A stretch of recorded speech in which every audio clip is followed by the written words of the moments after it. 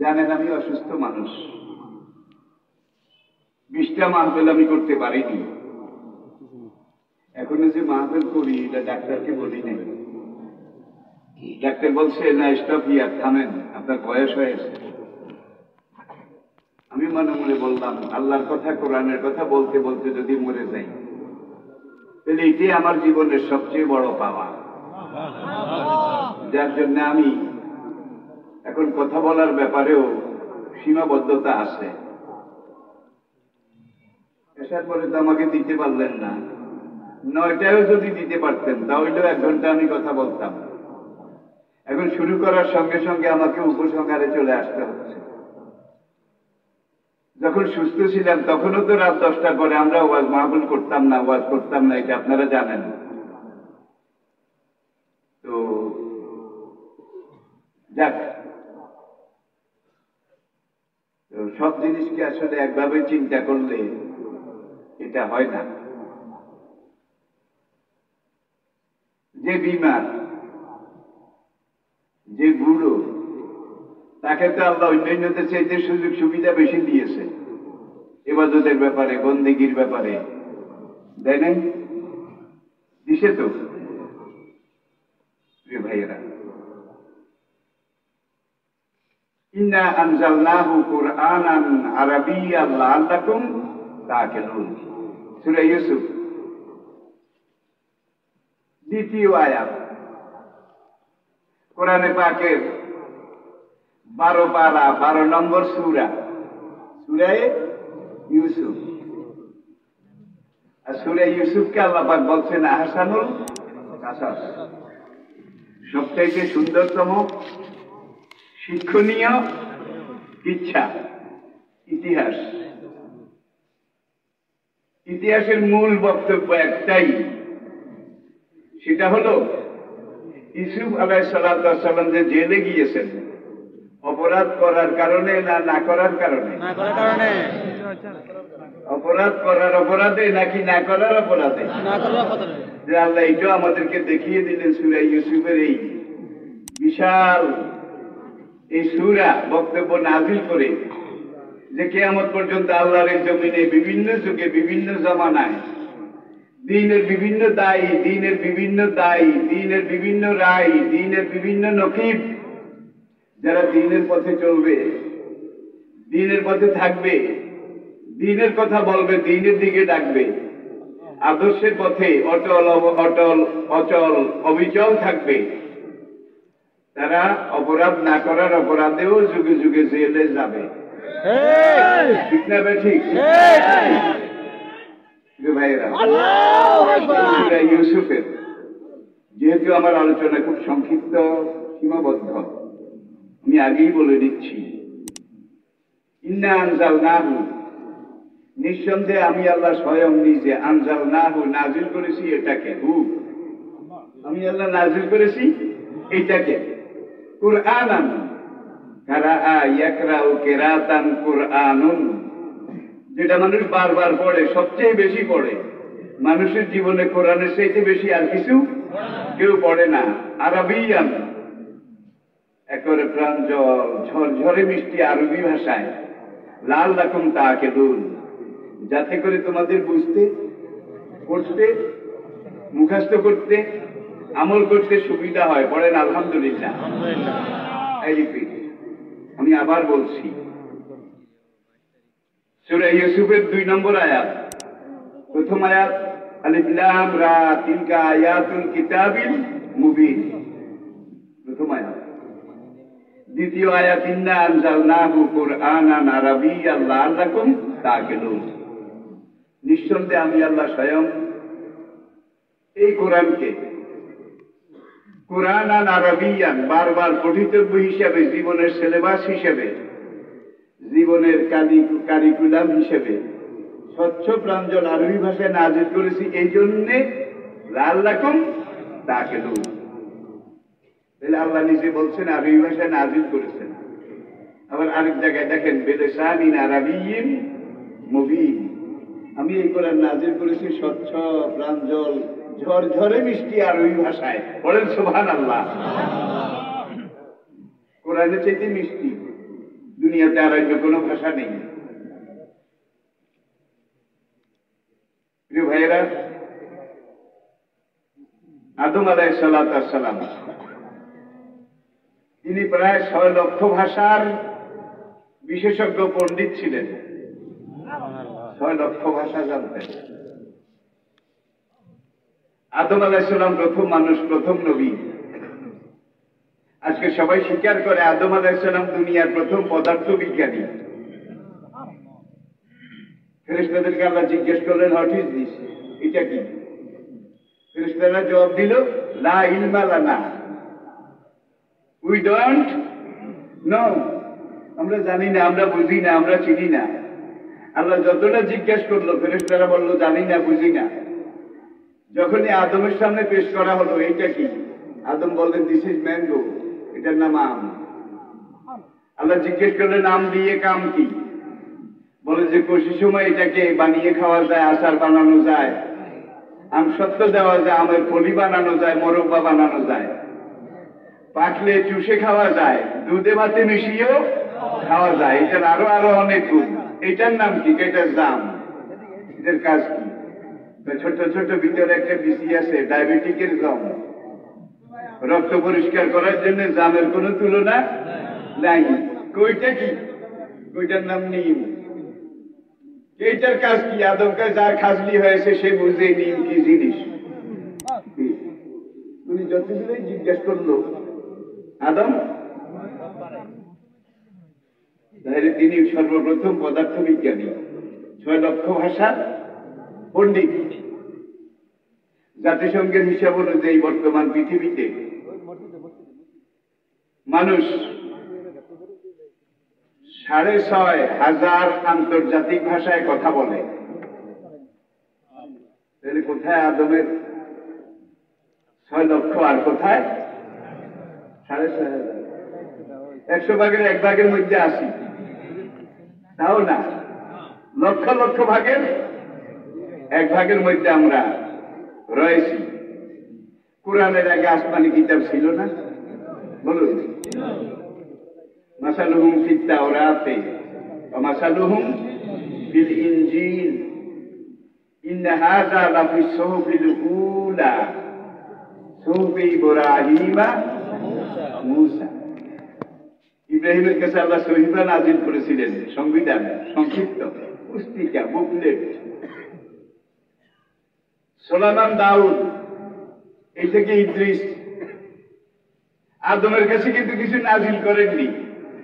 জান্নাত থেকে আসার সময় বলে দিয়েছেন, ফাইমা ইয়াতিয়ান্নাকুম মিন্নি হুদান, আদম যাও, আমার পক্ষ থেকে তোমার সন্তানদের কাছে হেদায়েত যাবে, দ্বীন যাবে, নির্দেশনা যাবে, জীবন ব্যবস্থা যাবে, জীবনের নির্দেশিকা যাবে। ফামান তাবিআ হুদায়া ফালা খাউফুন আলাইহিম ওয়া লা হুম, যারা আমার নির্দেশ মেনে চলবে তাদের দুনিয়াতেও কোনো ভয় নেই, পরকালেও বিপদের কোনো আশঙ্কা নেই। বুঝা গেল, দুনিয়ার শান্তি, অনন্ত পারলৌকিক জীবনে মুক্তি নাজাত পেতে হলে একটাই রাস্তা, একটাই পথ, সেটা হলো আল্লাহর পাঠানো জীবন ব্যবস্থা। এটাকে জীবনে গ্রহণ করা, ধারণ করা, বাস্তবায়ন করা। আর আপনি যদি আল্লাহর দেওয়া এই সংবিধান, জীবন ব্যবস্থা জীবনে ধারণ করেন, পুরো দুনিয়াকে আল্লাহ আপনার তাবেদার, আপনার গোলাম বানিয়ে দেবে। মুসলমান যতদিন কোরআন বুঝেছিলেন, কোরআন শিখেছিলেন, খোলাফার রাশিদিন থেকে কুরুনে সালাসা, আপনারা আসেন ইতিহাসের 500 বছরের সোনালী যুগ। মুসলমান জাতি দুনিয়া সবাই উপরে ছিল না নিচে? বলেন। সাহাবায়ে কেরাম কি কোনো কলেজ ইউনিভার্সিটিতে লেখাপড়া করেছিলেন? কোন স্কুল কলেজে? এই ধরনের কোন প্রতিষ্ঠান, কোন ব্যবস্থাও ছিল না। রাসূলের কাছে কোরআন বুঝেছেন, কোরআন শিখেছেন, শুধু কোরআনই তাদের সিলেবাস ছিল। আর এই কোরআন বুঝার জন্য নবীজি হাদিস পেশ করেছেন। কোরআনটা হলো আমাদের জীবনের মূল সিলেবাস, মূল সংবিধান। আর কোরআনের ব্যাখ্যা হিসেবে নবীজি যে হাদিসগুলো দিয়েছেন, এই হাদিসগুলো হলো কোরআন রূপী জীবন সিলেবাস। এটা টেস্ট পেপার, মেড ইজি, সরা এবং তাসরিহ, ব্যাখ্যা এবং বিস্তৃতি। তাহলে কোরআন বুঝতে হলে হাদিস লাগবে, হাদিস বুঝতে হলে কোরআন লাগবে। একটা বাদ দিয়ে আরেকটা বোঝা যাবে না, সম্ভব নয়। যে কোরআন আমরা তেলাওয়াত করি এটা হলো ফিলোসফিক্যাল কোরআন, থিওরিক্যাল কোরআন। কোরআন যুগ থিওরি, আর কোরআন কেমন মানুষ বানায় আবু বকরের দিকে তাকান। কোরআন কেমন রাষ্ট্রপ্রধান বানায় ওমরের দিকে তাকান। কোরআন কেমন সোনার মানুষ বানায় বেলালের দিকে তাকান, সোহাইবের দিকে তাকান, আমার এমনি ইয়াসেরের দিকে তাকান। ইতিহাসের এই সোনার মানুষেরা জীবন দিয়েছেন, রক্তে রঞ্জিত হয়েছেন। সাহাবায়ে কেরামের অনেকের শরীরে চামড়াই ছিল না, নির্যাতনে জ্বালিয়ে পুড়িয়ে। অনেক সাহাবার শরীরে বড় বড় গর্ত ছিল, ওই যে আগুনের কয়লার উপরে শোয়াইছে, পাথর চাপা দিয়েছে, চামড়া পুড়ে গেছে, গোস্ত পুড়ে গেছে। ওই পাথরের কয়লার আগুন হাড়ে গিয়ে লেগেছে, বড় বড় গর্ত, হাড় দেখা যেত। এই কোরআন মেনেছে অপরাধ এটা নাকি অন্য কিছু? কোরআনের কথা বলেছে, কোরআনের দাওয়াত দিয়েছে, অপরাধ এইটা নাকি অন্য কিছু? তাহলে বোঝা গেল ইবলিস কোরআনের দুশমন, মানুষের দুশমন। ইবলিস বুড়া হয়নি, ইবলিসে কিন্তু বয়স বাড়ে না। হাজার হাজার লক্ষ লক্ষ বছর আগে ইবলিসের বয়স যা ছিল, যেমন ছিল, এখনো সে সেইভাবে। নাকি বুড়া হয়ে গেছে, গাড়িবর দিয়ে আনে? ইবলিস বোধহয় রিটায়ার করার চেষ্টা করতেছে, আগে যেমন ছিল এখনো সেইভাবে আছে। সে তার কর্মযজ্ঞ এগুলো চালিয়ে যাচ্ছে। কিন্তু আমরা আমাদের জানতে হোক অজান্তে হোক, বুঝে হোক না বুঝে হোক, আমরা ইবলিসের খপ্পরে পড়ে যাচ্ছি, খবরও রাখি না। ঠিক না বে ঠিক? আমি যেটা বলতে চাচ্ছি সেটা হলো, কোরআন কেমন সমাজ ব্যবস্থা বিশ্বের উপরে কায়েম করে, এটা যদি আপনাকে বুঝতে হয়, খোলাফায়ে রাশিদিনের জমানার সমাজ ব্যবস্থার দিকে তাকান। যাকাতের টাকা নিয়ে মানুষ রাস্তায় রাস্তায় হাঁটে, কিন্তু যাকাত খাওয়ার মতো একটা গরিব খুঁজে পাওয়া যায় না, সারাদিন হাঁটে, খুঁজে পাওয়া যায় না। কোরআন এমন সমাজ গড়েছে, কোরআন আসার আগে যেখানে জেনা ছিল, ব্যভিচার ছিল, চুরি ছিল, খুন ছিল, মদ, জুয়া, আড্ডা, বেপরদিগি, বেহায়াপনা সব ছিল। কোরআন আসার পরে নবীরা দাওয়াত দিয়েছেন, সাহাবারা জীবনের বিনিময়ে, রক্তের বিনিময়ে কোরআনের সমাজ প্রতিষ্ঠা করেছেন। করার পরে আমরা দেখলাম জজিরাতুল আরবের সবচাইতে সুন্দরী মেয়েটা, অনিন্দ সুন্দরী রূপের পিরামিড, এই মেয়েটা উত্তর আরবের হাদরামাউত থেকে রওনা করে একাকিনী সফর করে পুরো আরব জজিরা দক্ষিণ দিকে হেঁটে হেঁটে অতিক্রম করে দক্ষিণ আরবের সানা পর্যন্ত হাঁটা পথে 2 মাস পর্যন্ত রাত দিন সফর করেছে। ওই মেয়েটার দিকে কেউ একবার ফিরেও তাকায়নি। সোনাবানের পুঁথি কই না, এগুলো ইতিহাস, এগুলো বাস্তব। আমার বলার মধ্যে কি কোনো অতিরঞ্জন বাড়াবাড়ি আছে? সেটা ইতিহাস। আর আজকে ধর্ষণের জন্য, ইফটিজিংয়ের জন্য মেয়েরা ঘর থেকে বাইরে যেতে পারে না, ঠিক না বেঠিক? এত ধর্ষণ, এত নির্যাতন, এত কিছুর পরেও দেখা গেল ধর্ষণ নির্যাতন দিন যত যায়, আইন যত তৈরি হয়, এগুলা বাড়ে না কমে? জোরে বলেন কারণটা কি? একটাই কারণ, আপনার ঘরের সামনে একটা জমি আছে, ক্ষেত আছে, এখানে আপনার তরি তরকারি, ফল ফসল এগুলো আপনি করেন। একদিন দেখলেন জমিটার মধ্যে 2-3টা বাদাম মুড়া, মানে খুব খারাপ গাছ। এগুলো 1-2-3টা থাকলে এগুলো যদি নির্বাডেন ক্ষমতা দিয়ে আপনি করে শিকড় সুদ্ধা উঠান, তাহলে জমিনটা কি হয়ে যাবে? আর যদি এগুলো না উঠান তাইলে 6 মাস পরে কি হবে, 1 বছর পরে কি হবে? আমাদের অবস্থা তাই। সিরিয়াল ধর্ষণ যারা করেছে, ধর্ষণের সেঞ্চুরি যারা উদযাপন করেছে, একজনেরও বিচার হয়নি, কিনা বলেন? যার জন্য আমাদের পুরো এই জমিনটা এখন আগাছা পরগাছা জেনা ব্যভিচারে ছেয়ে গেছে। এগুলো দিয়ে কিছু হবে না।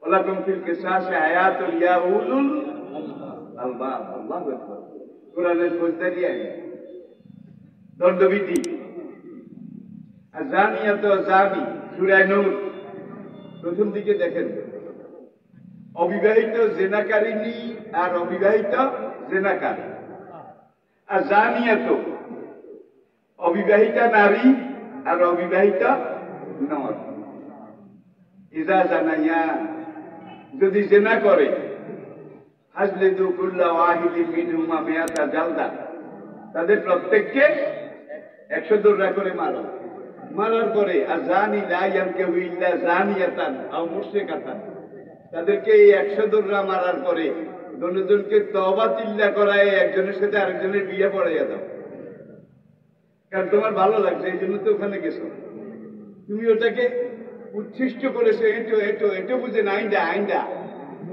আমি কথা বুঝাইতে পারি নাই আইন্দা করছো আর জানি লাইয়ান কেউ ইন্দা জানিয়াতান তোমার আইন্দা এটা অন্য কেউ খাবে না অন্য মুসলমানের জন্য আমি যায় রাখিনি তোমার আইন্দা তোমাকেই খেতে হবে ডুবাই খাবা আছে না নাই ইনসাফ আছে না নাই রায়পুরে আমার ছাত্র জীবনে এক লাঠি মারা মামলা সব আছে ওয়াজ করি তার ওই কইতো তোর আইন্দা তুই খা ইয়াই খা তোর আইন্দা তুই খা তাইলে জেনাকার আর জেনাকারী যদি অবিবাহিত হয় তাইলে তাদেরকে 100 দৌড়া আমারও বিয়ে পড়ায় দাও আবার দেখেন শাইখাত ইজা জানাইয়া বিবাহিত পুরুষ আর বিবাহিত নারী এই দুইজন যদি জেনা করে আর যে মুহুমা তাদের দুজনকে কমর পর্যন্ত গেড়ে পাথর মেরে তাকে তো মগজ উড়িয়ে দাও আগের দুইজনকে 100 দৌড়া মারো তওবা করাও তারা বিয়া পড়াও আর শেষের দুইজনকে এই পর্যন্ত গেড়ে সঙ্গে স্যার পাথর মেরে শেষ করে দাও একই জেনা একই কাজ বিচার কিন্তু দুই রকম কারণ কি কত বড় সায়েন্স কত বড় ফিলোসফি কত বড় সূক্ষ্ম দর্শন আগে দুইটা ছিল অভাবসো অবিবাহিত আগে দুইটা ছিল অভাবসো আর বিবাহিত যে দুইটা জেনা করেছে এগুলা কি অভাবসোর না স্বভাবসোর ভাই অভাবসোরে বেশি ক্ষতি করে না আপনার খাতে একটা করলা নিয়ে যায় দুইটা মূলা নিয়ে যায় আপনার কৈজালের একটা মাছ নিয়ে যায় ব্যক্তির একটু ক্ষতি হয় কিন্তু রাষ্ট্রের দেশের কোনো ক্ষতি হয় না ঠিক কিনা বলেন পুরো দেশটাকে খেয়ে দিয়ে সব সাবার করে দিচ্ছে অভাব চোররা নয় স্বভাব চোরেরা এবং দিচ্ছে ঠিক না বেঠি ভাই দুনিয়ার কত দেশে আল্লাহ নিলেন জীবনের এই বেলাভূমিতে এসে আজকে উপনীত হয়েছে সে আমেরিকা বলেন ব্রিটেন বলেন জার্মানি বলেন কানাডা বলেন ফ্রান্স বলেন আবার পূর্ব বেল্টে যান Indonesia Malaysia Singapore south Korea Japan এক একটা দেশে হাজার হাজার বাংলাদেশি নেতাদের সেকেন্ড হোম আছে সেকেন্ড হোম বুঝলেন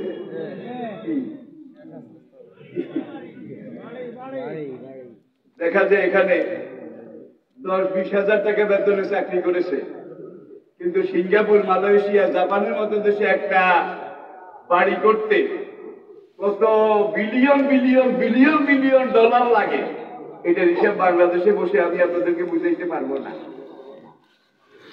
এই টাকা এগুলা সব অভাব চোরেরা নেয় নাই অভাবীরা নেয় নাই স্বভাব চোরেরা নিছে এবং এই স্বভাব চোরেরাই পুরো দেশটাকে আজকে সম্পূর্ণরূপে দেউলিয়া করে দিচ্ছে আমার আলোচনার বিষয় নয় তারপরেও ভূমিকাতে আমি কথাটা রাখলাম গ্রামে সলিমদ্দি আপনার রস চুরি করেছে ওই বেচারারে কি দেয় কোনো লাভ নাই ও তো অভাব এখানেও ইসলামের আরেকটা ফিলোসফি আছে আমিরুল মুমিনিন সাইয়েদনা ওমর ফারুক রাদিয়াল্লাহু তাআলা আনহু তিনি একদিন মসজিদে নববীর মিম্বারে দাঁড়িয়ে বললেন আইয়ুহাল ইখওয়াতুল ঈমান আমার ভাইয়েরা তোমাদের সমাজে এলাকায় যদি কোনো চুরি মুরি হয় তাহলে তোমরা আমারে খবরটা জানাইও চোরেরে কিছু কইও না এখন সাহাবায়ে কেরাম আরজ করলেন ইয়া আমিরুল মুমিনিন চোরেরে কিছু কমু না আপনাকে জানাবো ব্যাপারটা কি আমার ওই এলাকার মধ্যে যে এলাকায় ওই অভাবী চোরটা চুরি করেছে তার অন্ন বস্ত্র বাসস্থান শিক্ষা চিকিৎসা কয়টা পাঁচটা মৌলিক প্রয়োজন: অন্ন, খাওয়া, বস্ত্র, পরা, বাসস্থান, থাকার ঘর, শিক্ষা, ছেলেমেয়ের লেখাপড়া, চিকিৎসা, রোগ ব্যারামে চিকিৎসা। এগুলা রাষ্ট্র সরকার করবে, এগুলো সরকারি ভাবে হবে। আর দেখা যায় অধিকাংশ এই সরকার নিয়ন্ত্রিত যেগুলোর মধ্যে করোনা পরীক্ষা করা হয়েছে, দেখা যায় বিদেশে যাওয়ার পরে সবগুলা ধরা খাইছে। নেগেটিভ এর লিখছে পজিটিভ, পজিটিভ এর লিখছে নেগেটিভ। এরাও কিন্তু স্বভাব ভালো কিছু আছে। এমনও প্রতিষ্ঠান বাংলাদেশে আছে যে প্রতিষ্ঠানের প্যাডে যদি কোন পরীক্ষা, কোন সার্টিফিকেট দেওয়া হয়, আমেরিকার মতো দেশ, ব্রিটেন, জার্মানির মতো দেশ, তারা যদি দেখে প্যাডটা ইসলামী ব্যাংকের বা এফডিসি না, ওকে ওকে, চাওয়া লাগবে না, ওকে। ঠিক কিনা বলে? ঠিক কিনা বলে? তাহলে বিশ্বাসের বাত আগেও ছিল, এখনো আসে না? নাই। আর এই যে এফডিসি না বলেন, ইসলামী ব্যাংক হাসপাতাল বলেন, তারপরে আন্তর্জাতিক ইসলামী বিশ্ববিদ্যালয় বলেন, মানারত ইন্টারন্যাশনাল ইউনিভার্সিটি বলেন, এফডিসি না ফার্মাসিউটিক্যাল ল্যাবরেটরি, এতে হচ্ছে প্রতিষ্ঠান। আমার কিছু ভাইয়েরা করেছে, যাদের ব্যাংকটা দক্ষিণ পূর্ব এশিয়ার সবচেয়ে বড় ব্যাংক, কি এবং দুনিয়ার 1000 বড় ব্যাংকের একটা, ঠিক কিনা বলেন? কিন্তু বর্তমানে উন্দুর ঢুকছে, কাউয়া ঢুকছে, উন্দুর ঢুকেছে, কাউয়া ঢুকেছে, ঠিক কিনা বলেন? এরপরে আসুন, এত বড় বড় এফডিসি না হাসপাতাল বাংলাদেশের বড় বড় কোন শহরে না আছে বলেন?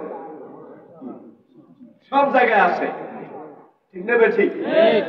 এরপরে তাদের এইটা আছে, ওইটা আছে, মেডিসিন প্রোডাকশন ইউনিভার্সিটি আছে, মেডিকেল কলেজ আছে, আন্তর্জাতিক মানের মাদ্রাসা আছে, হাজার হাজার হাজার হাজার কোটি টাকা তাদের হাতে এইসব প্রতিষ্ঠানে লেনদেন হয় কিনা? কত কোটি টাকা আজ পর্যন্ত কয়জনে বেড়েছে? একটা রেকর্ড দেখা। কি মানুষের হাত দিয়ে এগুলা রোলিং হয়? কে কত কোটি দায়িত্ব পেয়ে কত কোটি কে বেড়েছে বলেন? জবাব দেয় না। তাহলে আমি একদিকে রাখলাম ভালোটা, আরেকদিকে রাখলাম খারাপটা। আপনারা একটু বুঝার চেষ্টা করুন, কোরআন এই ভালোটা বানাবার জন্যই কিন্তু নাজিল হয়েছে। তাওরাত হিব্রু ভাষায় নাজিল হয়েছিল মুসা আলাইহিস সালামের উপরে, আপনারা জানেন। ওয়াতাইনা দাউদা জাবুরা, আল্লাহ পাক বলছেন দাউদ নবীর কাছে আমি ইউনানি ভাষায় জাবুর কিতাব নাজিল করেছিলাম। ঈসা আলাইহিস সালামের কাছে আমি ইনজিল সুরিয়ানি ভাষায় নাজিল করেছিলাম। আমি ভাষাগুলোর নাম বললাম, কিন্তু কোনটা কোন ভাষায় নাজিল হয়েছিল। তাওরাতের হিব্রু ভাষা আজকে দুনিয়ার কোথাও নাই, কোন অঞ্চলে ব্যবহার করে না কেউ, সেটা হারিয়ে গেছে। এটাকে ইংরেজিতে বলা হয় ডেড ল্যাঙ্গুয়েজ, মৃত ভাষা। জাবুরের ইউনানি ভাষা আজকে দুনিয়ার কোন দেশে তো দূরের কথা, কোন একটা মহল্লায় গ্রামেও কেউ ব্যবহার করে না, এটা হারিয়ে গেছে, এটা নিরুদ্দেশ হয়ে গেছে। ইনজিল সুরিয়ানি ভাষায় ঈসা আলাইহিস সালামের উপরে নাজিল হয়েছিল। সুরিয়ানি ভাষা আজকে দুনিয়ার কোথাও নাই, হারিয়ে গেছে। তাওরাত সেই যুগে নাজিল হয়েছিল মুসা আলাইহিস সালামের যুগে।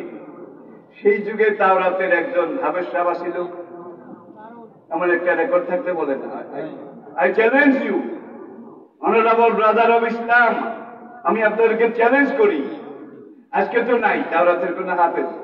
যে যুগে তাওরাত নাজিল হয়েছিল, তাওরাত ঠিক ছিল, আসল ছিল, ভালো ছিল, অবিকৃত ছিল, সেই যুগে মুসা আলাইহিস সালামের যুগে তাওরাতের একজন হাফেজ ছিল না, জাবুরের একজন হাফেজ দাউদ আলাইহিস সালামের জামানায় বোধহয় ছিল, ধরে বলেন ছিল না। ইনজিলের একজন হাফেজ ঈসা আলাইহিস সালামের জামানায় বোধহয় ছিল, সেই জামানায় যখন ছিল না, এখন তো আর খুঁজে কোনো লাভ নাই, ভাষাটাই তো খুঁজে পাওয়া যায় না, বিলুপ্ত হয়ে গেছে, ঠিক কিনা বলেন? ইন্না আনজালনাহু কুরআনান আরাবিয়্যান লাআল্লাকুম তা'কিলুন, আরবিতে কেন নাজিল করেছি দেখো, এর বৈশিষ্ট্যটা কি, কারণটা কি? কোরআন যেদিন থেকে নাজিল শুরু, এদিন থেকে হাফেজ শুরু। একদিকে কাগজে লেখা কোরআন, আরেকদিকে চামড়ার উপরে লেখা, পাথরের উপরে লেখা, কাঠের উপরে লেখা। পাথরের লেখা সাগরে ফেলে দেওয়া যায়, চুরি করে নষ্ট করা যায়। কাঠের লেখা খুদে খুদে তুলে ফেলা যায়, চামড়ার লেখা জ্বালিয়ে ফেলা যায়। এখানে যে লেখা মুখস্থ হয়ে গেছে, এখানে জ্বালাবার মতো বীর পুরুষ বলে এখানে লেখা নাই। আমি বুঝাইতে পারি না, আপনারা জবাব দেন না। ওআইসির সর্বশেষ হিসাব অনুযায়ী, attention please, my honourable brother of Islam, ওআইসির সর্বশেষ হিসাব অনুযায়ী বর্তমান পৃথিবীতে 4,34,00,000 আন্তর্জাতিক মানের হাফেজে কোরআন জীবিত আছে। 4,34,00,000 আন্তর্জাতিক মানের। আন্তর্জাতিক মানের কথাটা এখানে এই জন্য লেখা হয়েছে, আমার আপনার গ্রামে আদম আলী হাফেজ, কদম আলী হাফেজ, কোব্বাদ আলী হাফেজ, এনারা কেউ কিন্তু এর মধ্যে নাই, যারা আন্তর্জাতিক হিফজুল কোরআন প্রতিযোগিতায় দুনিয়ার আন্তর্জাতিক মানচিত্রে মঞ্চে দাঁড়িয়ে বেদেরিয়া বিসমিল্লাহির রহমানির রহিম দিয়ে শুরু করে মিনাল জিন্নাতে একটা লোকমা খায় না। লোকমা বুঝেন? উড্ডা খেয়েছে, এবার বুঝছেন উড্ডা খেয়েছে চলতে গিয়ে। যার জন্য আমাদের দেশে ওই যে রমজানে খতম তারাবি হয়, সব ওলামা একমত, এক হাফেজ দিয়ে এটা পারফেক্ট হবে না, ঠিক হবে না। পিছনে অন্তত উড্ডা খাইলে যান, আরেকজনে মেরামত করতে পারে, লোকমা দিতে পারে, ঠিক কিনা বলেন? যে 4,34,00,000 ওআইসির হিসাবে এসেছে, এদের একজনে উড্ডা খাওয়াই না নাই। আর এনাদের সাথে যদি এই গ্রামের আদম আলী, কদম আলী, কোব্বাদ আলী ভাইদেরকে যোগ করা হয়, কত কোটি হবে? নবীজি জীবনে লম্বা কোনো বক্তব্য রাখেননি। বৈষ্ণবে জাওয়ামিল কালেম, আমাকে আল্লাহ এমন ভাষা দিয়ে দুনিয়াতে পাঠিয়েছেন, আমার কথা অল্প কিন্তু ব্যাখ্যা সাগর মহাসাগরের চাইতেও আরো বেশি। নবী বক্তৃতা করতেন 1 মিনিট, 2 মিনিট, 5 মিনিট, 7 মিনিট, বাস। ওই দিনের খুতবা বক্তৃতা 7 মিনিটে শেষ। জীবনে মাত্র একবার নবীজি 27 মিনিট বক্তৃতা করেছিলেন। কয় মিনিট? বিদায় হজে আরাফাত ময়দানের দক্ষিণ পূর্ব কোণে জামালে রহমতের উপরে দাঁড়িয়ে যে বিদায় হজের ভাষণকে আজকেও 1000 বছর পরে দুনিয়ার মানুষ বলে মানবাধিকারের আন্তর্জাতিক সনদ, মানবতার আন্তর্জাতিক দলিল, বিদায় হজের ভাষণ। সেই ভাষণটা 27 মিনিটের ছিল। কয় মিনিটের? এটাই নবীজির জীবনের সবচাইতে লম্বা ভাষণ। ওয়াজের মতো ওয়াজ আধা ঘন্টা করলেই কিন্তু যথেষ্ট। আবার এরকমও আছে 13 ক্ষেতের বেগুন একত্র করলে 13 রকমের। আমার জীবনের একটা ফিলোসফি, আমি শুরু থেকে, আমি যে এইখানে কথা বলি একটা বিষয়ের উপরে বলি, অন্য কোনো দিকে আমি যাই না। অন্তত এই একটা বিষয় শ্রোতা ভাইদের মনে যতটুকু পরিষ্কার করা যায়, ঠিক কিনা বলেন? এখন সেই 27 মিনিটের বক্তব্য, জীবনের সবচেয়ে বড় ভাষণ, সেখানে নবীর সাহাবীর সংখ্যা ছিল আহমদের বর্ণনা অনুযায়ী 1,24,000, বালাজুরির রাওয়ায়াত অনুযায়ী 1,40,000। আল্লাহর কসম, তারা সবাই হাফেজে কোরআন ছিলেন। আল্লাহর কসম, তারা একবার শুনলেই মুখস্থ হয়ে যেত, একবার শুনলেই। কোরআনান আরাবিয়্যান লাআল্লাকুম তা'কিলুন, আরবি ভাষা এই জন্য নাজিল করেছি যাতে করে তোমাদের বোঝা সহজ হয়। ওয়ালাকাদ ইয়াসসারনাল কুরআনা লিযিকরি ফাহাল মিন মুদ্দাকির, তোমরা যারা কোরআন মুখস্থ করতে চাও, আমি আল্লাহ কোরআন মুখস্থ করা সবচাইতে সহজ করে দিয়েছি। সুবহানাল্লাহ, জোরে কর সুবহানাল্লাহ। একবার মুখস্থ করলে মরণ পর্যন্ত যদি স্মরণ রাখতে চাও, তাহলে কোরআন মুখস্থ করো। একবার মুখস্থ করলে মরণ পর্যন্ত আর ভুলবে না। জি, ইন্না আলাইনা জামউহু ওয়া কুরআনা।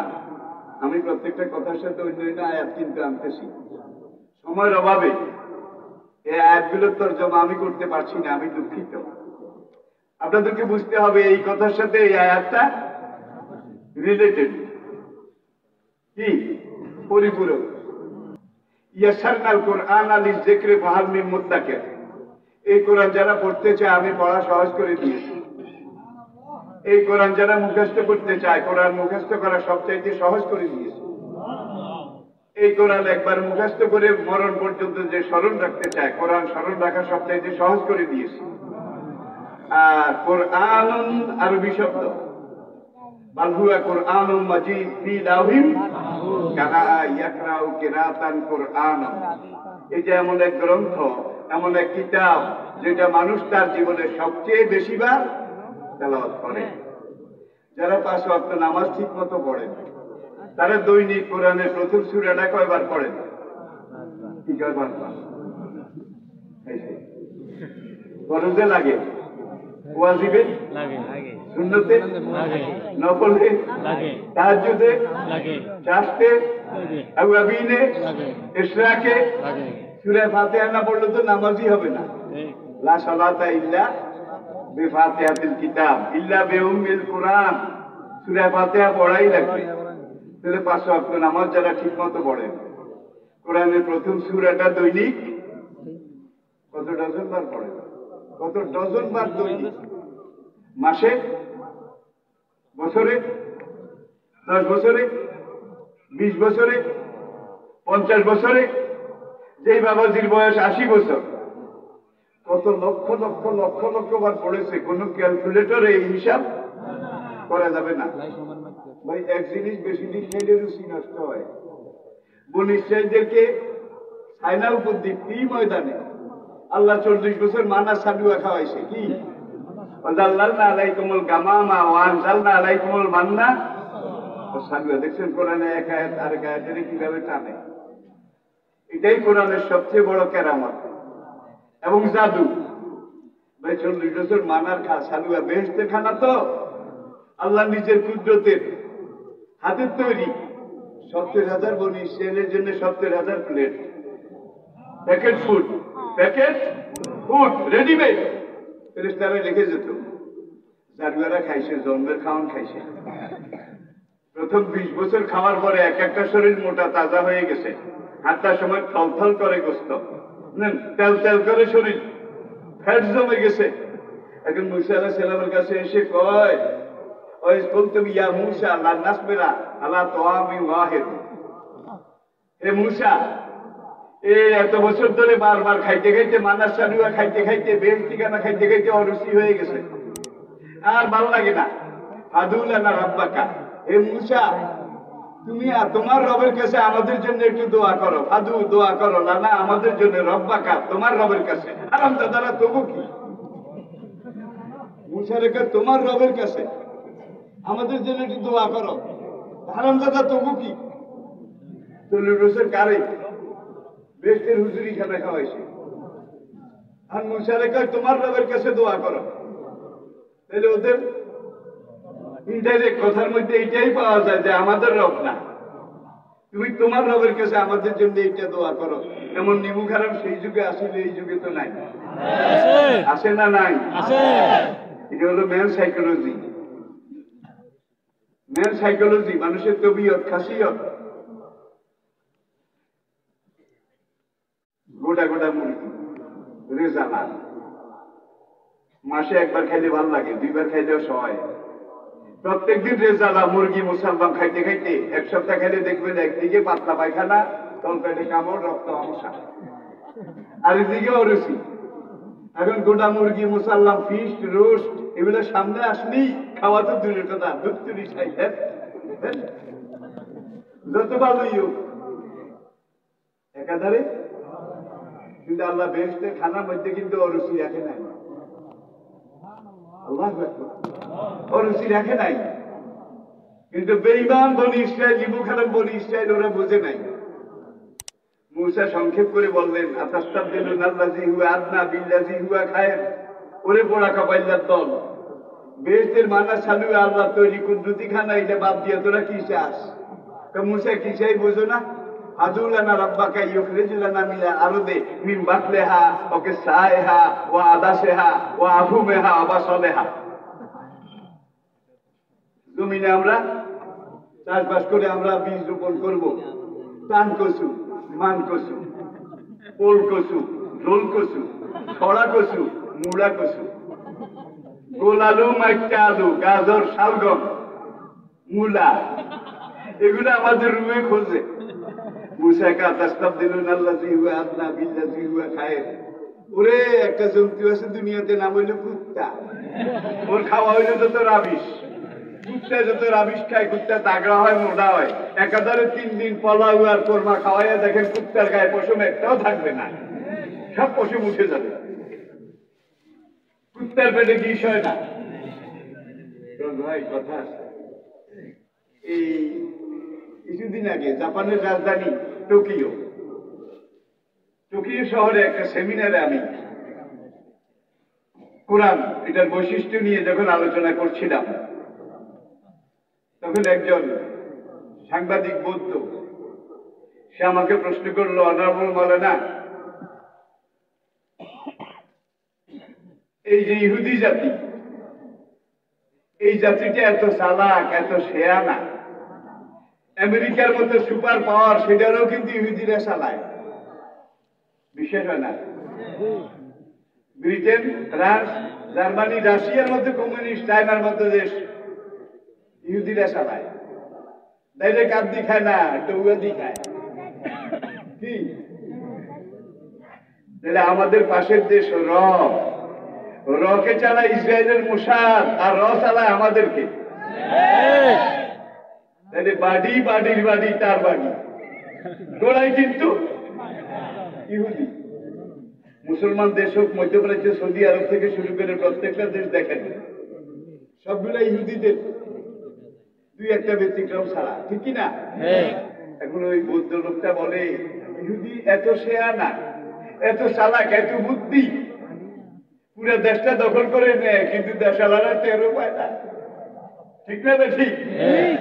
এখন এই ভদ্রলোক আমাকে বলে, অনারেবল মাওলানা, আমি আরো কয়েকজন ইসলামিক স্কলারের কাছে এটার ব্যাখ্যা জানতে চেয়েছিলাম, তারা জবাবও দিয়েছেন, কিন্তু আমি পরিতৃপ্ত হইনি। আমি মনে করি আপনি জবাবটা দিতে পারবেন।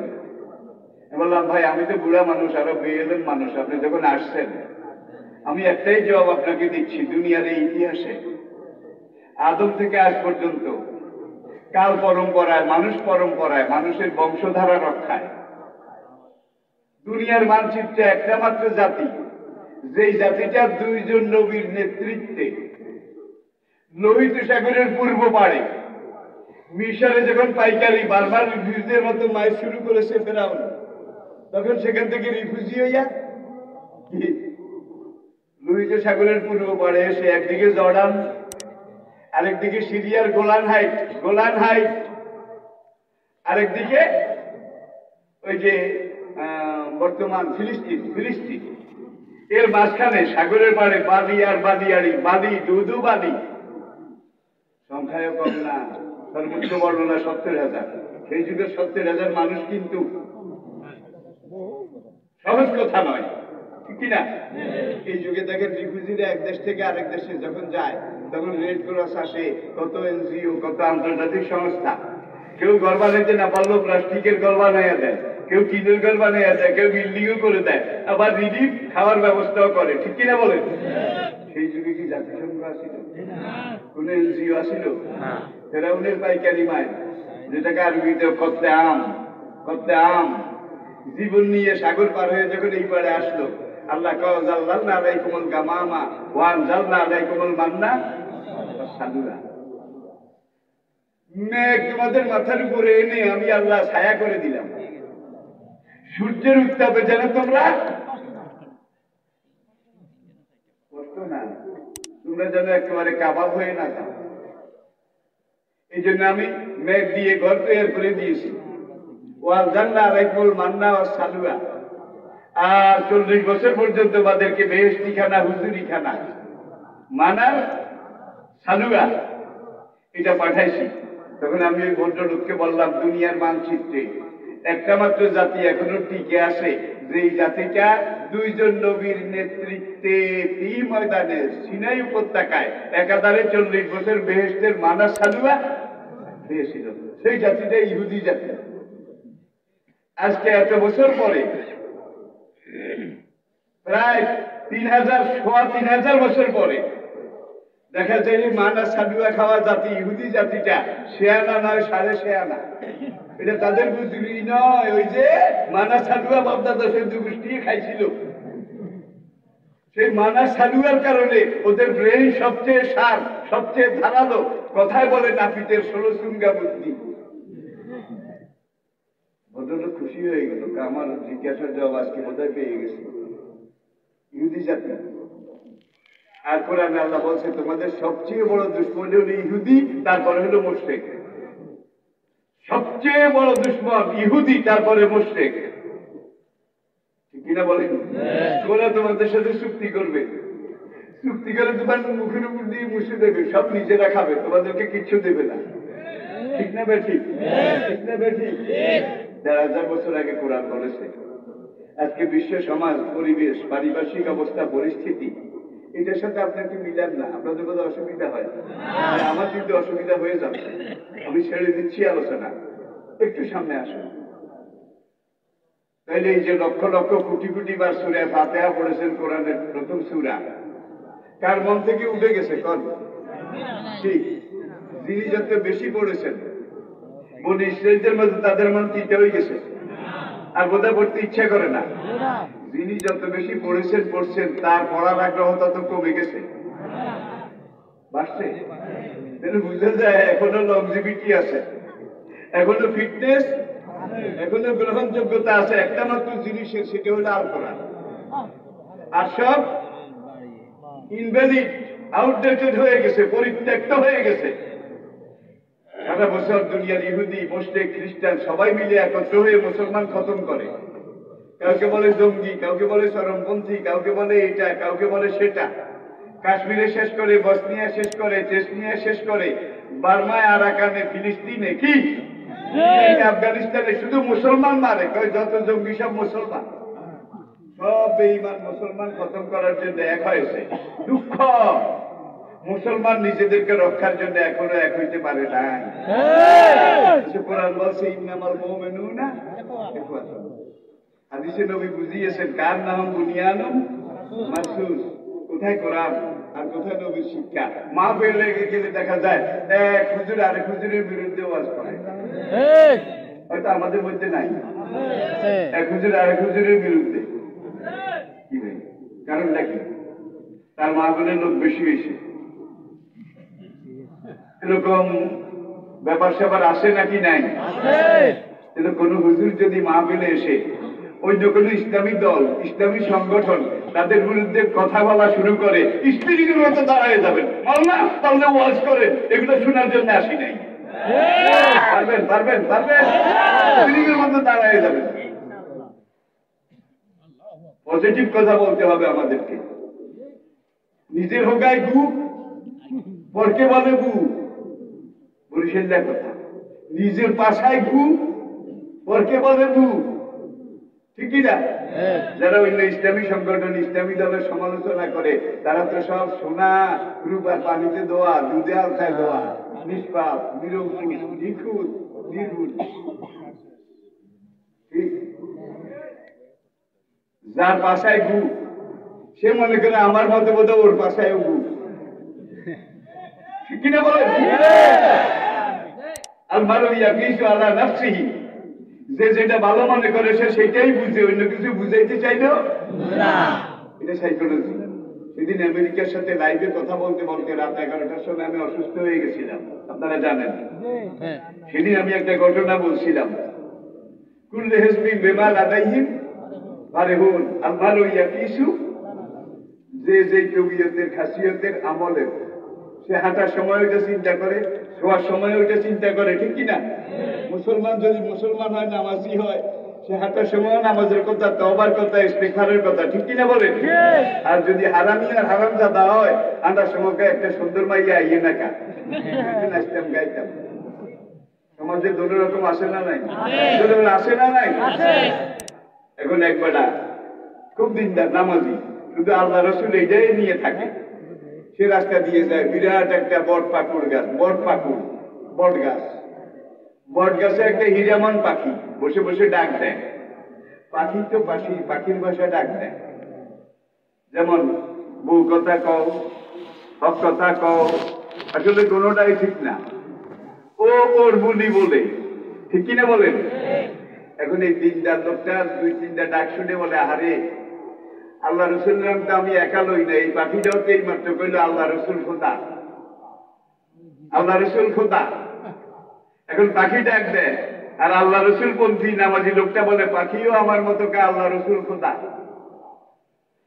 এখান দিয়ে এক ব্রাহ্মণ, মাথায় টিকি, এখানে টাক, গলায় কইটা, দুটির অর্ধেক পড়েছে, অর্ধেক কাঁধের উপরে। এই মৌলবী কি হয়েছে? ঠাকুর মশাই দেখেন দেখেন, এই মাত্র পাখিটা ডাক দিল, এবং সে প্রত্যেকটা ডাকে বলে আল্লাহ রসুল খোদা, আল্লাহ রসুল খোদা, কারণ তার মনে আল্লাহ রসুল খোদা। এখন পাখির ডাকেও কি, সে দেখে আল্লাহ রসুল খোদা।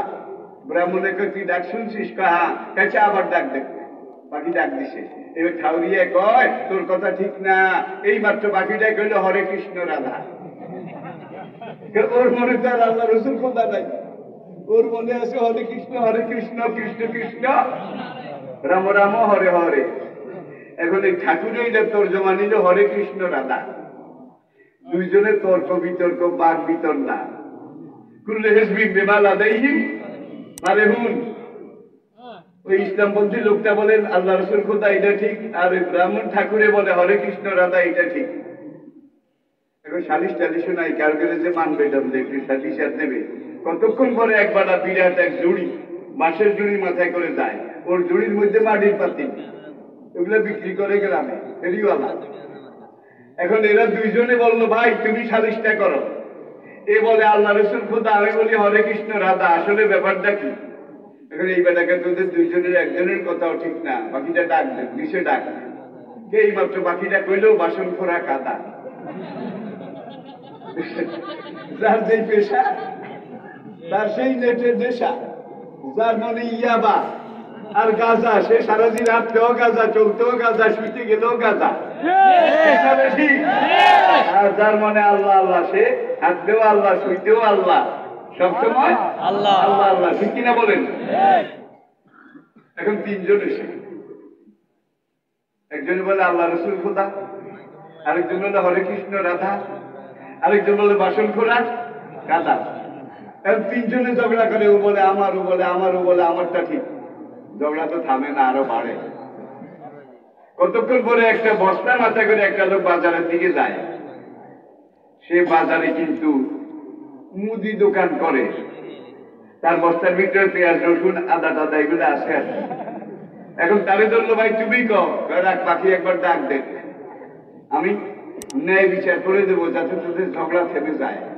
দিল পাখি ডাক, তোদের তিনজনের একজনের কথাও ঠিক না, পাখিটা এই মাত্র কইল পেঁয়াজ রসুন আদা।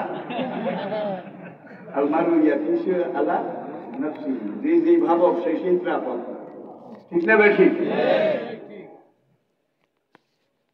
এখন সে একজন কেউ কিন্তু ঠিক নয়।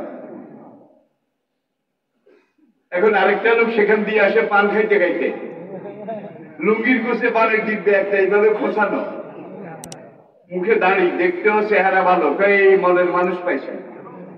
এই লোকটা আর নিজের কথা বলবে না, লোকটা আসুক, তাকে আমরা সালিশ মানি। লোকটা আসলো, কি হয়েছে না? চারজনে কয় আল্লাহ রসুল খোদা, হরে কৃষ্ণ রাধা, বাসন খোরা কাদা, পেঁয়াজ রসুন আদা। এখন বস্তা মাথায় এই বেটা কয় রাখ, পাখি ডাক দেন, কিছু ডাক। তোদের চারজনের কেউ ঠিক না, এই মাত্র পাখিটা বললো পান সুপারি সাদা। পান সুপারি সাদা, পাঁচজন হয়েছে, কিন্তু সমাধান নাই, শুধু সমস্যা বাড়ে।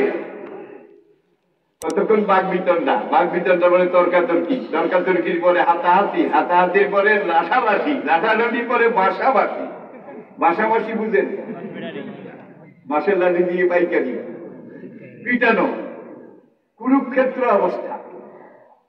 একটা লোক সেখান দিয়ে সারিন্দা বাজাইতে আসে, সে বয়াতি, সে আউল, সে বাউল, মাথায় জটা চুল, বড় বড় মোষ, আলু থালু দাড়ি। এখন কয় ভাই বাউল ভাই, তুমি তো দুনিয়া টুনিয়া ব্যাগ ছাড়ছ, শুধু এইভাবে তুমি গান করো আর তোমার স্রষ্টাকে পেতে চাও। আমরা 5 জনের তো ঝগড়া লাগছি, তুমি কও পাখিটা কি কয়। আচ্ছা ডাক দেবে, ডাক দিছে, দেওয়ার পরে আল্লাহ রাসূল খোদা হরে কৃষ্ণ রাধা বাসন করা কাদা পেঁয়াজ রসুন আদা পান সুপারি সাদা, 5টা মিথ্যা। এই মাত্র পাখিটা কইল সারে গামা পাতা। আলমার ওইয়া পিছু আল্লাহ নাফসি কুল্লু হিজবিন বিমা লাদাইহিম ফারিহুন। যে যেটা ভাবে তার মনে সব সময় কিন্তু সেটা, ঠিক কিনা বলেন? এখন 6 জনে লাগছে ভাই, কে কারে থামায়? কতক্ষণ পরে একজন লোক, একদিকে দিনদার নামাজি ইমানদার সাহেবে কোরআন সাহেবে আমল, কোরআন এলেম আছে হাদিসের এলেম আছে, ন্যায় বিচার করে, এই লোকটা সেখান দিয়ে আসলো। 6 জন মিলে তারে ধরলো, ভাই সমাধান তো হইলো না, যার কাছে সমাধান চাইলাম সেই ঝগড়ায় সামিল হয়ে গেল। সমাধান কি? এখন এই লোকটা বলে তোমরা থামো, পাখিটা আবার ডাক দেখ। পাখিটা দিছে ডাক। এইবার ওই লোকটা কয়, এই মাত্র পাখিটা কইল তোরা শশালাই গাধা, তোরা শশালাই গাধা। এবার ঝগড়া শেষ। সুতরাং আপনি যেটা করেন চিন্তা ভাবনা করেন, এ ঠিক হতে পারে, নাও তো হতে পারে, ঠিক কিনা? একটা দলকে আপনি বলেন বাতিল ফেরকা, আরেকটা ইসলামী সংগঠনকে আপনি বলেন আকিদা ঠিক নাই। আকিদার মহাজন হয়েছে, আকিদা ঠিক নাই, মার্কেটে নাই।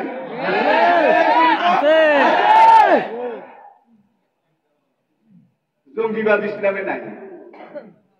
আর বাংলাদেশে এই পর্যন্ত জঙ্গিবাদ মানুষ হত্যা যারা ধরা পড়েছে, আপনারা খোঁজ নিয়ে রাখেন, একজনও এই দেশের কোন মাদ্রাসায় লেখাপড়া করে নাই।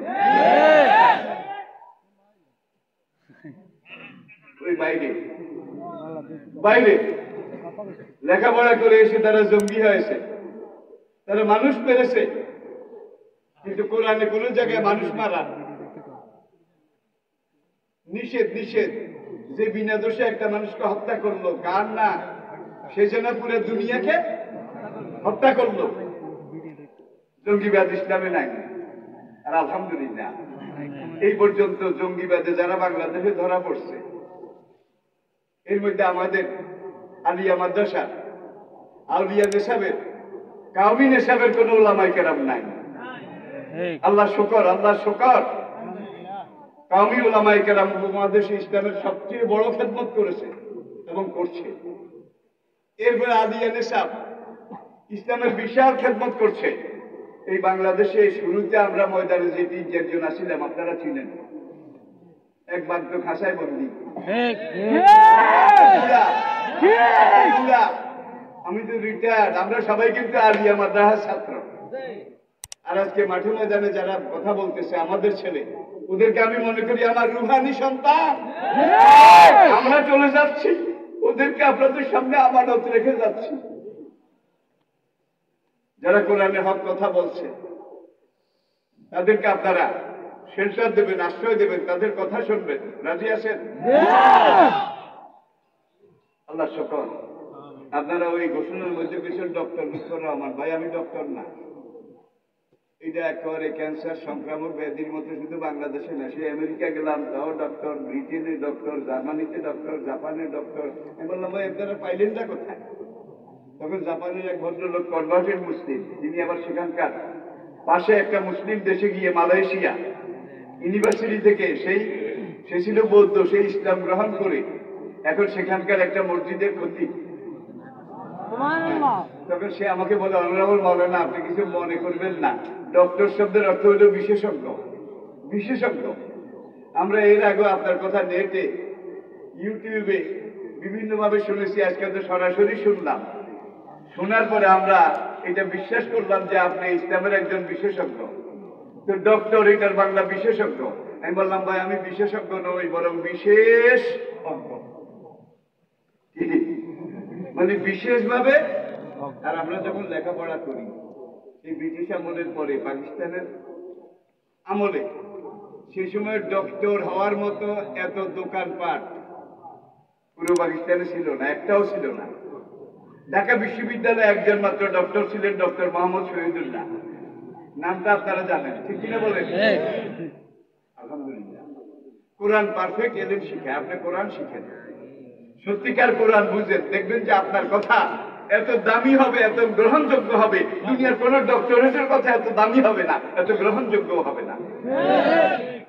এনসাইক্লোপিডিয়া ব্রিটানিকা খুলুন, সোনার অক্ষরে তারা লিখে রেখেছে Arabic is the oldest and richest language of the world. I repeat, Arabic, আরবি ভাষা is the oldest, দুনিয়ার সবচাইতে পুরানো, প্রাচীন, and latest, এবং এই যুগের সবচেয়ে সর্বাধুনিক ভাষা যেটা, সেটার নাম আরবি। তাহলে বুঝা গেছে এটা পুরান হয় নাই, এটা পুরান হয়নি। দিন যত যাচ্ছে লন্ডনে আরবি শিক্ষার বিভিন্ন প্রতিষ্ঠান নতুন নতুন, আমেরিকাতে, ফ্রান্সে, ব্রিটেনে, জার্মানিতে, সে জাপানের মতো দেশে, কারণ আরবি জানা লাগবে, কারণ তেল সব আল্লাহ মুসলমান করে দিছে, তেল ছাড়া কিন্তু দুনিয়ার কোনো কিছু চলে না, ঠিক না বেঠিক? 80% বেশি তেল মধ্যপ্রাচ্যে আল্লাহ দিয়ে রেখেছে, তারা তেলের নদীতে ভাসে, যার জন্য এখন দেখেন অধিকাংশ মধ্যপ্রাচ্যের দেশ কিন্তু ইহুদিরা পেটের মধ্যে ঢুকাইয়া ফেলাইছে, ঠিক না? ঠিক না বলেন? আমি কারো বিরুদ্ধে কই না, বাস্তব যেটা দুইটা দেশ, একটা আকিদাগত ভাবে শিয়া হতে পারে ইরান, আর একটা তুরস্ক, এই দুইটা দেশ নিজের জায়গায় দাঁড়িয়ে আছে, এছাড়া অধিকাংশ দেশ ইহুদিদের পাশে ঢুকে গেছে, কেউ ইহুদিদেরকে আসসালামু আলাইকুম দিতেছে, কদম বুঝি করতেছে, ঠিক না বেঠিক?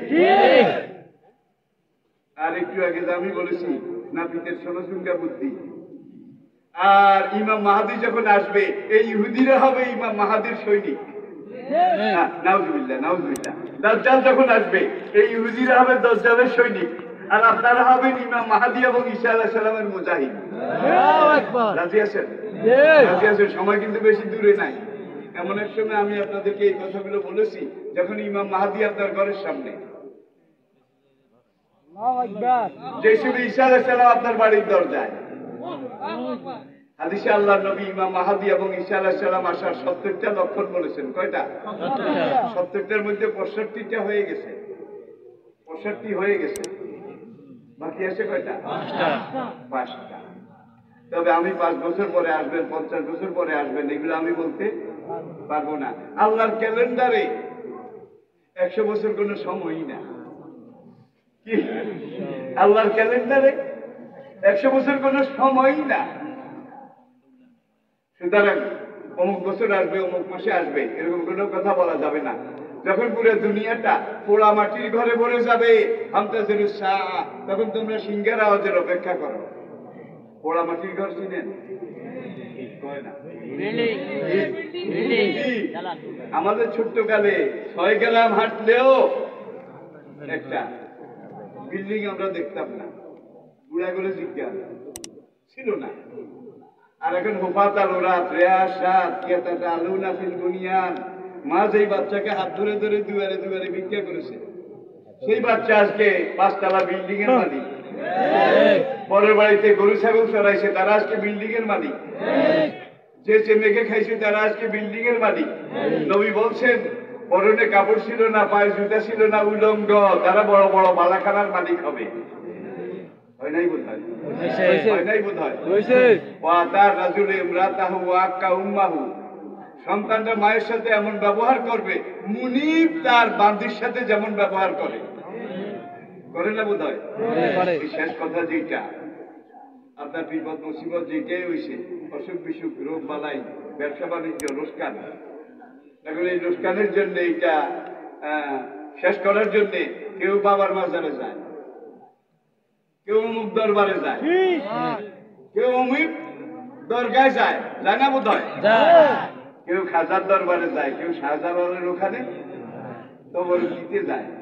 আমার ইমানের কসম, আমার হায়াতের কসম, আপনার বুড়া বাবা আর বুড়া মা এই দুইজন যদি জীবিত থাকে, আপনি আগে তাদের সামনে যান, আব্বা আমার এই বিপদ, মা আমার এই কষ্ট।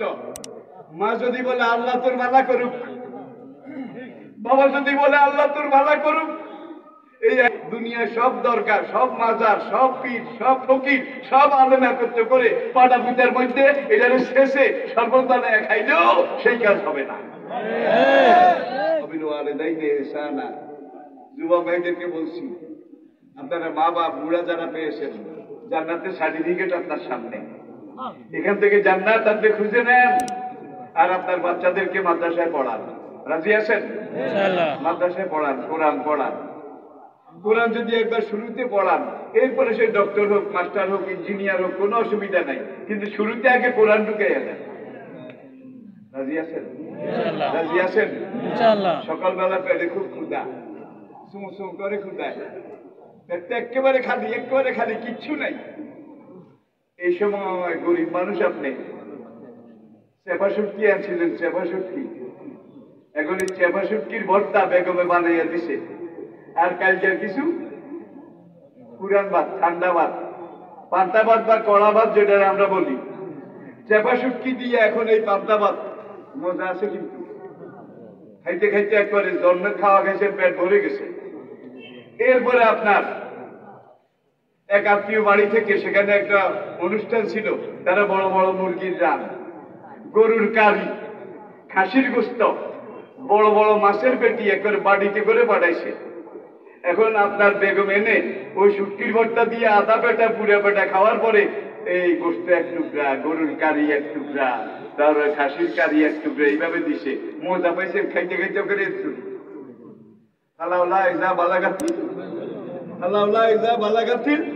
এই পর্যন্ত আর জায়গা নাই। ইমানদারি বলে সারাদিন ঢেক উঠবে কোনটা করা লাগবে, সব আজ আমাদের দিয়ে করাইবে, সারাদিন ঢেক উঠবে কোনটা, মুরগির রান, খাসির কারি, এইটা ওইটা। কেন শুটকি এমন সময় দিছেন আপনার পেটটা খালি আছে, খালি পেটে যখন এই শুটকি ঢুকাইছেন, এই শুটকি এমন ভাবে পেটের মধ্যে অ্যাকশন করেছে যে অ্যাকশন সারাদিন আপনার যতবার ডেক দিবেন শুটকির গ্রান আসবে, কোরমা পালাও বিরিয়ানি গ্রান আসবে না। আপনার ছোট ছোট ছেলে মেয়ে, তাদের পেটটা এখন খালি, তাদের জেহেনটা খালি, এখানে কিচ্ছু কোনো ইজম থিওরি মতবাদ কিচ্ছু নাই, একবারে খালি। এই খালি সময় কিছু কোরআন ঢুকাইয়া দেন, কোরআনে আলেম ঢুকাইয়া দেন, কোরআন ঢুকাইয়া দেন। কোরআন ঢুকাই দেওয়ার পরে আপনি ডক্টর বানান, মাস্টার বানান, অ্যাডমিনিস্ট্রেটর বানান, হ্যাঁ সিএসপি বানান, বিসিএস বানান, ওসি বানান, ডিসি বানান। প্রথমে যে কোরআন ঢুকাইছেন, সারা জীবন এই বাচ্চার কিন্তু কোরআনের দিয়ে বুঝবে, ঠিক কিনা বলে? এ নাস্তিক হবে না, বেঈমান হবে না, বেনামাজিও হবে না। সুতরাং আগে কোরআন শিক্ষা দেওয়ার জন্য মাদ্রাসায় ভর্তি করেন, এখান থেকে আপনি কিছু লেখাপড়া করাইয়া। আর মাদ্রাসা বর্তমান শিক্ষার মধ্যে কিন্তু কওমি বাইদের সেখানেও আছে, আলিয়ার সেখানেও আছে, যেন আপনি এখানে এই পঞ্চম শ্রেণী পাশ করানোর পরে আপনি যে কোনো উন্নত মানের স্কুলে আপনি ষষ্ঠ শ্রেণীতে ভর্তি করতে পারবেন। আর এই মাদ্রাসা যেগুলো পড়াইলেন, এগুলো হলো ব্লেড, ব্লেডের দোনো দিকে সমান ধার, আর খুঁড়ের একদিকে ধার। সুতরাং বাচ্চাদেরকে ব্লেড বানান, কাজে লাগবে, মাদ্রাসায় পড়ান, কোরআন ঢুকান। আর আপনি যদি হাফেজের আব্বা হইতে পারেন, আলেমের আব্বা হইতে পারেন, আপনার মতো ভাগ্যবান দুনিয়াতে আরেকজন নাই। সুতরাং কোরআন পড়ুন, কোরআন বুঝুন, বাচ্চাদেরকে কোরআন বুঝাই। যুবক ভাইয়েরা, মা বাপ, তাদের এই তালুগত করি।